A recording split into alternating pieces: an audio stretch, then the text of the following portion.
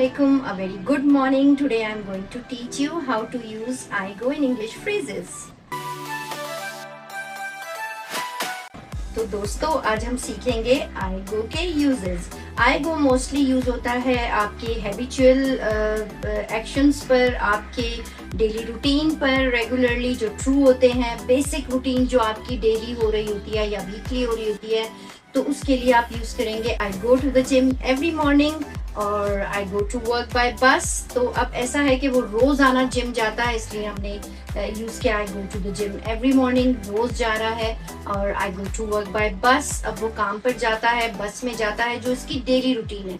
तो हम daily routine के लिए जो है वो आई गो यूज करेंगे। हैबिचुअल और रूटीन में जो चीज यूज हो रही होती है और generally true.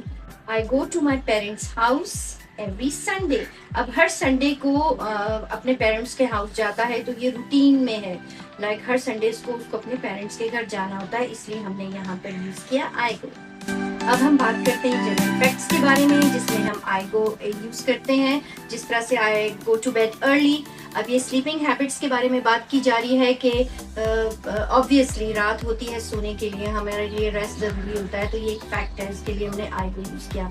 I go to the store when I need groceries. ये भी फैक्ट है कि जब आपको ग्रोसरीज की जरूरत होगी, आपको उसकी नीड होगी, तो ऑब्वियसली आपको ग्रोसरी स्टोर जाना पड़ेगा। तो हम जनरल फैक्ट्स के लिए भी आई गो यूज करते हैं। अब हम आते हैं अपने नेक्स्ट स्टेप की तरफ कि हम नेगेटिव सेंटेंसेस में गो को किस तरह यूज कर सकते हैं। मोस्टली डू नॉट गो या कॉन्ट्रैक्शन में अगर हम यूज करेंगे तो डोंट गो।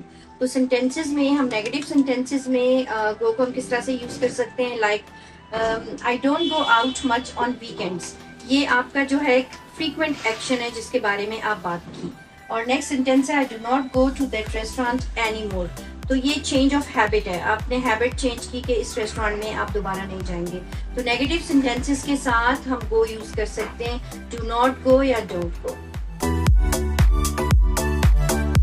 अब हम आते हैं अपने नेक्स्ट स्टेप की तरफ, जिसमें हम क्वेश्चंस पूछते हैं और गो के साथ हम डू लगाते हैं। जिस तरह से हम कहेंगे do I go to the meeting, ये हम कंफर्म कर रहे हैं कि क्या हमें मीटिंग में जाना चाहिए। या where do I go from here, यहाँ से मैं कहाँ जा सकता हूँ, ये आपकी डायरेक्शन कंफर्म कर रहा है। या आप कह सकते हैं कि do I go up and talk to them, क्या मैं ऊपर जाऊँ और उनसे बात करूँ, ये भी आप कंफर्म कर रहे हैं कि आपको जाना चाहिए या नहीं जाना चाहिए।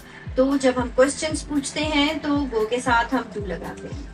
मुझे उम्मीद है मेरी वीडियो से आपने बहुत कुछ सीखा होगा और आई गो का यूज आपको बहुत अच्छे से आ गया होगा। तो अगली वीडियो तक के लिए मुझे इजाजत दीजिए। अल्लाह हाफिज।